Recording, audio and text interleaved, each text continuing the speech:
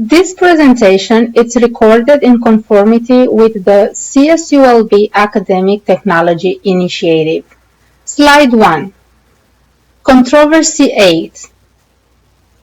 Should age or need be the basis for entitlement? Introduction.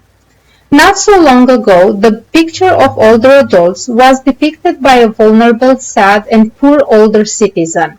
But today, we know that economic conditions in the United States have caused older Americans to see significant increases in financial inequality over the past 3 decades. Slide 2. This slide talks about generational equity. When we speak about generation, 2 different meanings of generation are defined. 1. Generation as an age-specific group such as older adults or children under age 18, or 2. Generation as a historical cohort consisting of a group of people born in the same year or in a certain period. For example, those who experienced the Great Depression or World War II.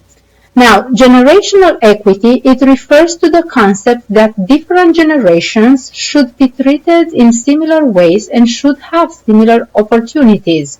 To understand generational equity debates, we need to look at 4 different trends. 1.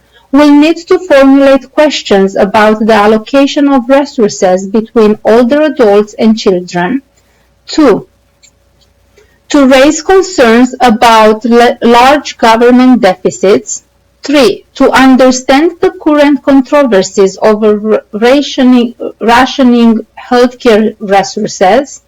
And 4. To address questions about the fairness of how Social Security is financed.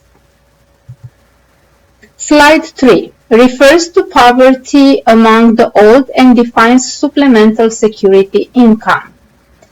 Over the past 30 years, there has been a large reduction in poverty rates among the older adults in the United States. Although the most gains in income for people were in the 1960s and 1970s, concentration of wealth among older people also increased. By 2010, the top 20% accounted for 62% of total annuitized value of wealth. Overall, inequality within each birth group increased as its members moved from early to mid to later life. The sharpest increases occurred in the groups that reached age 65 plus by 2010, those born generally during the Great Depression and World War II, and those reaching ages 55 to 64 in 2010, leading-edge baby boomers. Although these groups experienced a lower inequality environment during their earlier working years, as they moved into the middle and later life in this higher inequality environment, their financial inequality increased sharply. But there are still elders who live in poverty. In 2011, the below poverty rate for older adults comprised 3.6 million older citizens. The poverty rate is increased among older adults due to the out-of-pocket medical expenses. The near poverty rate among older adults shows fluctuations based on how we look at it. When Medicare is taken into account, the poverty rate drops, or if we ignore the Social Security checks or cash transfer governmental programs like supplemental security income, will increase the poverty rate to a 44% of older Americans. We all heard about Social Security, but let's look for a second on what the supplemental security income is. This program is a cash benefit program for the older, poor, blind, and disabled. It is a means-tested program, and it's only available if your income and assets fall below a desired range. It is important to mention about these governmental programs because there is the term of twinners, when people are caught between the economically insecure lower middle class older adults. So they are not well off economically, but they are not poor enough to poor enough to qualify for supplemental security income program we just defined. Slide 4. This slide talks about poverty among children and young people. Believe it or not, the international comparison shows that U.S. poverty rates among children are higher than every other industrial nation in the world. This high poverty rate may be caused by family structure, unemployment, and/or declining end wages.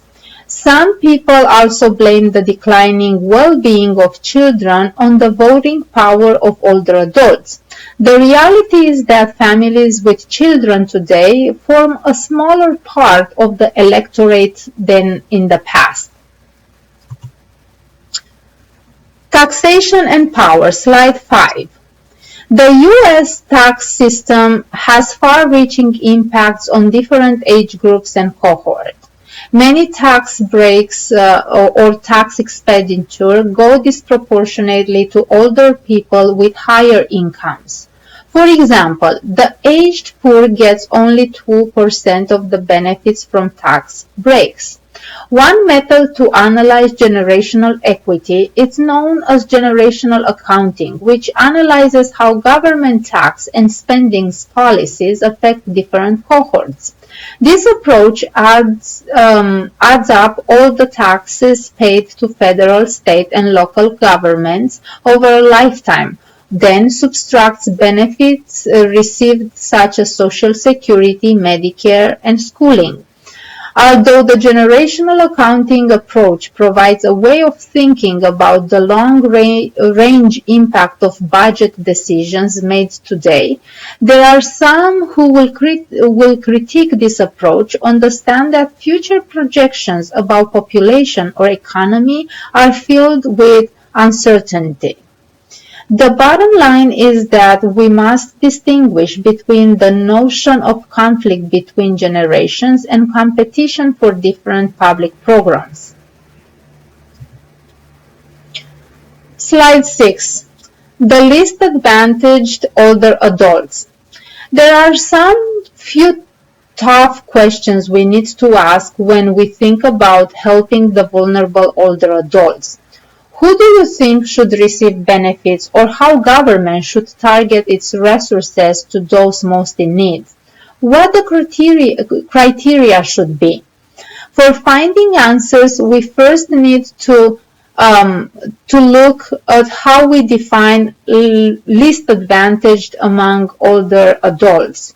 Possible answers include the following. Should we consider the entire older population? Or just people above a certain age, or maybe just elders in minority ethnic groups? What about older women? Should we consider only them, or only older adults living in rural or inner cities areas? And should we consider only the physically or mentally frail, or those older people who are vulnerable to abuse or neglect? So these are really tough questions to ask. Slide 8 continues on the topic of the least advantaged older adult. Today, there are many people in their 60s and 70s who are healthy and active. The so-called elderly cause some people to argue that disability and frailty, not chronological age, should be the basis of access to services. But the aged poor present multiple disadvantages of the aged, regardless of gender or ethnicity. When we look at one individual's disadvantage over a life course, we will address the socioeconomic status, which is a term used by sociologists to describe what is often known as social class. But socioeconomic status shows the structural inequality in the distribution of power and wealth among older adults. When there is lower socioeconomic status over the life course of an individual, it perpetuates the cumulative disadvantage, which means if you were near the poverty line all of your life, while in your elder years you will most likely fall under the poverty line due to the interlocking of disadvantageous circumstances. Next slide, the targeting debate. There are strong opinions how universal governmental programs such as Older American Act can properly give preference to some needy groups. Some will say funds should be open to all. Others will consider that funds will be well spent if will be shared based on one's need. One approach used to share the funds is called cost sharing. This approach combines elements of both means testing and taxation. So taking into consideration the Older Americans Act, which directs the Aging Service Network to target its services to individuals with the greatest economic or social needs, with particular attention to low-income minority individuals. But there is still debate over how universal programs such as Older Americans Act and Social Security can properly give preference to some needy groups. Slide 9. This slide will talk about growing older. It's the reading toward the end of our chapter, Controversy 8. So in this reading, the author makes strong recommendation about generational equity in growing older. Think about these recommendations and try also to see how you would respond to them. Slide 10 is about reading 35. Will America grow up before it grows old? Peterson asks about America growing up before grows old. So what is he referring at in such question? From his perspective of generational equity, what will the indicators that America has grown up will be? Slide 11, reading 36. Generational equity and the new victim blaming. Minkler argues in here that generational equity it's from a critical standpoint and considers elements as socially constructed and dangerous arguments. What would you say the central points in her arguments are? And last slide, reading 37, the generational equity debate. The authors in here contrast the debate between generational equity frame and the generational interdependence frame. What stance do you take and why? So that is all for today. Have a great day and email me if you have questions. Thank you.